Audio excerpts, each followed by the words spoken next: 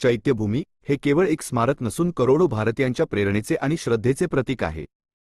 दादर, मुंबई येथील समुद्रकिनाऱ्यावर वसलेले हे ठिकाण भारतीय राज्यघटनेचे शिल्पकार डॉक्टर बाबासाहेब आंबेडकर यांचे. चैत्यभूमीचा इतिहास आणि त्याचे महत्त्व खालीलप्रमाणे आहे. 1. ऐतिहासिक पार्श्वभूमी. 6 डिसेंबर 1956 रोजी महामानव डॉक्टर बाबासाहेब आंबेडकर यांचे दिल्ली येथे महापरिनिर्वाण झाले.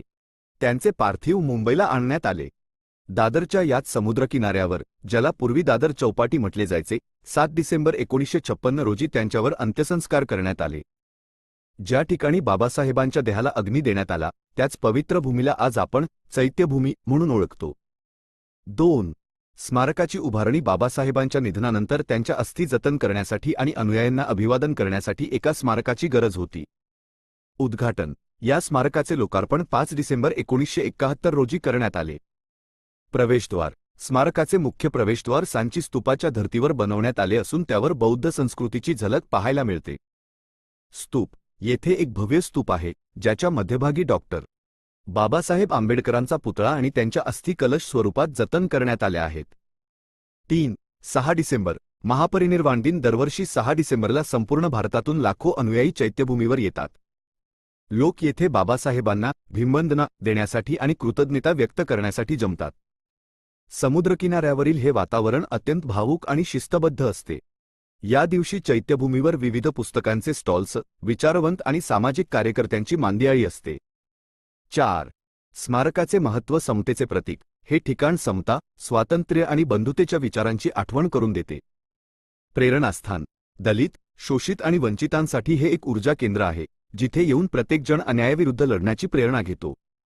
शिका, संघटित व्हा आणि संघर्ष करा, हा संदेश देणाऱ्या महामानवाच्या स्मृती आजही चैत्यभूमीच्या रूपाने आपल्याला मार्ग दाखवतात. चैत्यभूमीची वास्तुकला आणि तिथे होणारे महत्त्वाचे विधी यांची माहिती खालीलप्रमाणे आहे. 1. वास्तुकलेचे वैशिष्ट्य. आर्किटेक्चर. चैत्यभूमीचे स्मारक हे आधुनिक आणि बौद्ध शैलीचा संगम आहे. 2 मजली रचना. हे स्मारक 2 मजल्यांचे आहे.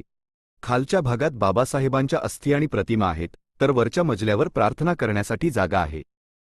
सांची स्तूपाचा प्रभाव. स्मारकाचे मुख्य तोरण, गेटवे, हे मध्य प्रदेशातील प्रसिद्ध सांची स्तूपाच्या तोरणासारखे बनवले आहे. त्यावर गौतम बुद्ध आणि धम्मचक्राची नक्षी कोरलेली आहे. अशोक स्तंभ. स्मारकाच्या परिसरात सम्राट अशोकाचा स्तंभ देखील उभारण्यात आला आहे, जो भारताच्या गौरवशाली इतिहासाची आणि बौद्ध धम्माच्या प्रसाराची आठवण करून देतो. 2. महापरिनिर्वाण दिनाचा सोहळा. दरवर्षी 5 आणि 6 डिसेंबरला तिथे अभूतपूर्व दृश्य पाहायला मिळते. भिमवंदना. अनुयायी रांगेत उभे राहून बाबासाहेबांच्या अस्थींचे दर्शन घेतात आणि बुद्ध शरण गच्छामी चा जयघोष करतात. पुस्तकांचे महत्त्व. चैत्यभूमीच्या बाहेर मैदानावर पुस्तकांचे शेकडो स्टॉल्स लागतात. बाबासाहेब म्हणायचे, वाचाल तर वाचाल, म्हणूनच त्यांचे अनुयायी या दिवशी मिठाईपेक्षा पुस्तके खरेदी करण्याला जास्त पसंती देतात. समता सैनिक दल. स्मारकाच्या सुरक्षेसाठी आणि गर्दीच्या नियोजनासाठी समता सैनिक दलाचे स्वयंसेवक पांढऱ्या गणवेशात तैनात असतात, जे शिस्तीचे दर्शन घडवतात. 3. डॉक्टर बाबासाहेब आंबेडकर स्मारक. इंदू मिल. चैत्यभूमीच्या अगदी शेजारीच असलेल्या इंदू मिलच्या जागेवर आता बाबासाहेबांचे एक अतिशय भव्य आंतरराष्ट्रीय दर्जाचे स्मारक उभारले जात आहे. यात बाबासाहेबांचा जगातील सर्वात उंच पुतळ्यांपैकी एक पुतळा बसवण्यात येणार आहे. हे स्मारक पूर्ण झाल्यावर चैत्यभूमी आणि हे नवीन स्मारक मिळून हे जगातील एक मोठे वैचारिक केंद्र बनेल. महत्त्वाची टीप. चैत्यभूमीवर केवळ 6 डिसेंबरलाच नाही, तर एप्रिल 14, आंबेडकर जयंती आणि धम्मचक्र प्रवर्तन दिनी सुद्धा मोठी गर्दी असते.